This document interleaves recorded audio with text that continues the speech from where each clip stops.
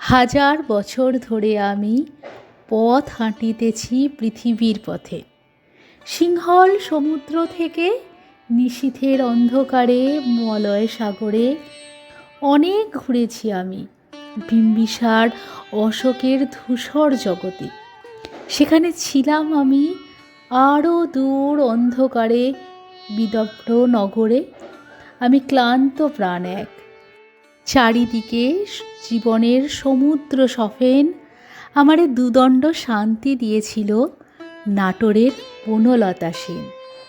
চুলতার কবেকার অন্ধকার বিদিশার নিশা, মুক্তার শ্রাবস্তির কারুকার্য, অতি দূরে সমুদ্রের পর হাল ভেঙে যে নাবিক হারায়েছে দিশা। সবুজ ঘাসের দেশ যখন সে চোখে দেখে দারুচিনি দ্বীপের ভিতর, তেমনি দেখেছি তারে অন্ধকারে। বলেছে সে, এতদিন কোথায় ছিলেন? পাখির নীড়ের মতো চোখ তুলে নাটোরের বনলতা সেন। সমস্ত দিনের শেষে শিশিরের শব্দের মতন সন্ধ্যা আসে, ডানার রৌদ্রের গন্ধ মুছে ফেলে চিল। পৃথিবীর সব রং নিভে গেলে পাণ্ডুলিপি করে আয়োজন।